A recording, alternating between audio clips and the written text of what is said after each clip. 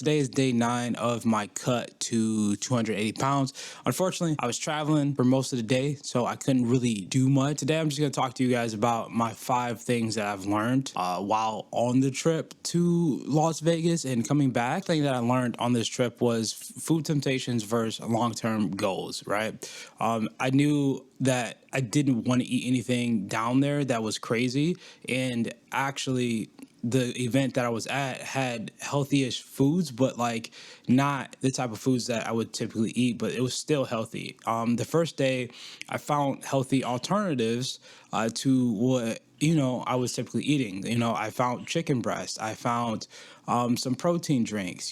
So I had opportunity to still eat those first couple of days relatively healthy, and I decided not to eat too much. Basically, I kept my meals to 3 meals a day. The morning time, I will have breakfast. I would have an egg white or English muffin with the egg whites, and I had like 3 egg whites. Sometimes I would try to get enough egg whites, but there were a lot more carbs with that. In the morning time, they had overnight oats, and then they would have egg whites. They would have like English muffins sandwiches. So I took like 3 of the egg whites inside the sandwich, and then I just ate those and then had more carbs than protein, I think, or it was probably relatively close. I didn't have a lot of fat because there was not a lot of fat besides like 1 slice of cheese on it. And then for lunch, they had chicken breasts with other stuff like hummus and like some pita bread stuff. So I grabbed like 2 chicken breasts, and for the most part, my breakfast and my lunches were pretty solid.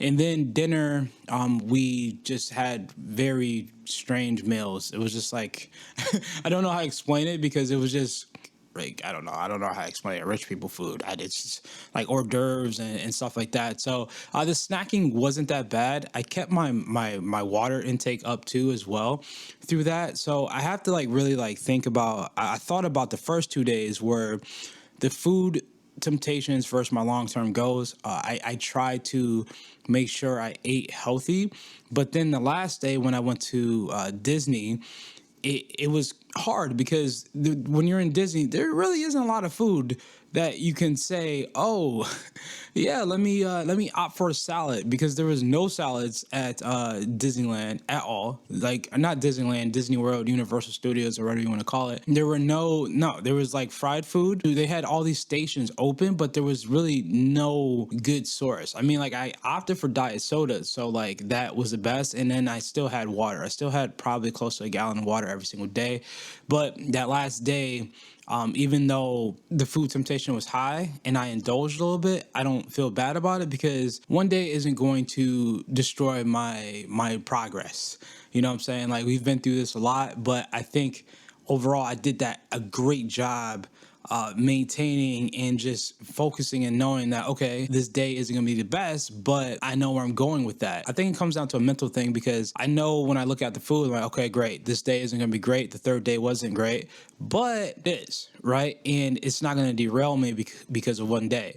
Where the problem comes is when I get home and then, you know what I'm saying, that those next couple days, if I don't get on my diet right back, I step into the habit of eating bad. That's one of the biggest issues that I deal with is when I get back from vacation, how long does it take me to get back on track? It's not, eating bad for one day. It's that one day going into 2 days, 3 days, 4 days. Does that make sense? And that's where I struggle with. So I have to make sure that I get back on track and just get back to meal prepping and get back on my plan. The second thing that I took from this trip was the power of moving, bro. Like, I was all over the place. I literally walked so much every single day. So my step count was up. I was very active, and I actually lifted 2 days out of the 3 days I was down there. So like, I think that was a big improvement for me because typically when I go on vacation, I don't care about my activity levels because it's pretty high because I walk a lot. If you see there, man, we walked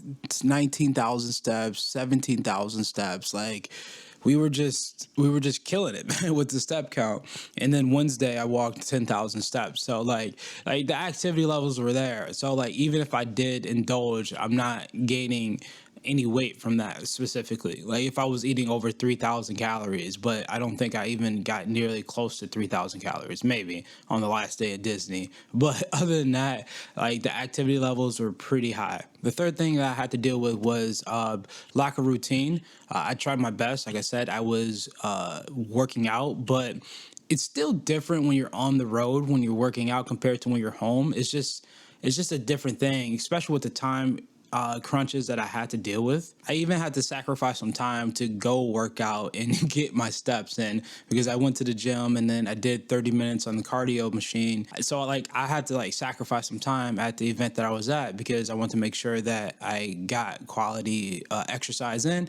I actually left an event early just because I wanted to go and get my steps up just to make sure, I was active, even though I knew I was going to get steps, I wanted to do that just to ensure myself that, okay, I have built these habits from when I left and I'm home. So I need to make sure I'm keeping those habits intact by, just doing what I normally do, which is working out 4 days a week. And the biggest thing that I'm going to deal with right now is coming back home and having that guilt spiraling like effect.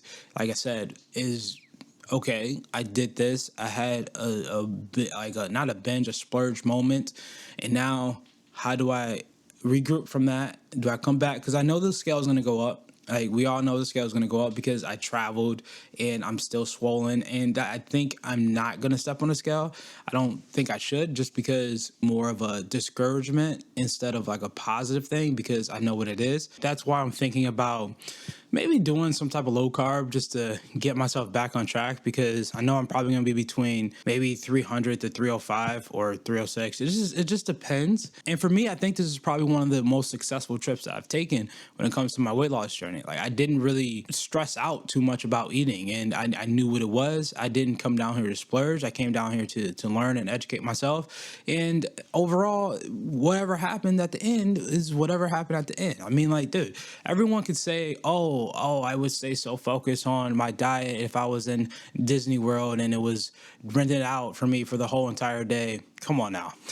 Like if you had that moment and that opportunity, you ain't eating healthy. I'm just saying. Like unless you have the biggest willpower and you're rich as heck and you've been to Disney World so many times.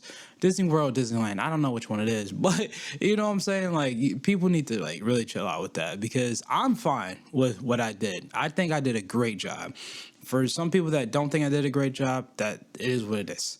I know for me, myself personally, I did a great job. Everyone has their opinions. But the biggest wins that I took away from this trip was, dude, I never was ever able to fit in roller coaster rides. And I went down there and that was probably one of the biggest scary points of my trip was knowing like, oh dude, I might not be able to ride a ride because I'm too big. Bros, dudettes, I literally fit on every single ride that I went on, which is crazy to me because I never, ever was able to fit on every single ride that I got on. And I was so scared and nervous. I had to like make sure I could fit in before I even got up there because I was just going to be too embarrassed to say, oh, you can't get on. So like, and just knowing that I'm at a size where I can fit on rides is insane. Guys, when I was on the plane, I didn't even have to ask for a belt at all, dude. Like a extender belt. Never. Like, dude, I was so happy about that. Dude, I fit comfortably in my seat, which is insane. This was the first trip that's ever happened, man. It was insane. I don't even know. Also, my appearance and pictures are so different now. Because I can remember taking pictures with my good buddies a couple years ago, and I was huge. I was big, and now I look relatively like smaller now, which is insane, man. So like those are some big things that I've noticed. Like, dude, like my health like has changed. I can keep up with people walking. I can walk long distances, and I'm looking better in pictures, man. Like even so many people that I saw that knew me, they were like, "Oh, dude, you look different, man. Like you look like you're in shape now. You look a lot better." And I'm just, dude, that was just such an amazing like experience and feeling to feel. So even though we didn't eat the best, I literally got so much momentum and like just freeing of my mind of dude, what I'm doing is good. What I'm doing is right. So I'm so happy about that, guys. But what's next for your boy Dev is just getting back on track, getting back to the habits I built and meal prepping and tracking and just killing it, man. It sucks because I started this challenge and I'm gonna complete it through to 280, and we're probably gonna be playing with my carbs and just cutting the carbs down because I had a lot of carbs and stuff like that. So we'll probably do some type of lower carbish until I get back to where I was most likely. I don't know. I haven't stepped on the scale. I probably didn't gain any weight. Maybe I did. Maybe I didn't. But we'll see. Just depending on what the scale says, we'll tweak some things and then we'll get back to normal. But guys, that is literally all I have for you today. This was a quick update, and yeah, your boy's back and ready to crush. Oh, update on my walking challenge in my Discord group. We will be raffling off $50 to all the people that stayed consistent last month with the walking step challenge that I had with Dan, and I will get that done hopefully in the next couple of days. So I'll let you guys know who the winner is for that. But other than that, guys, I appreciate every single one of you guys hanging out with me, and I will talk to you tomorrow. Peace out.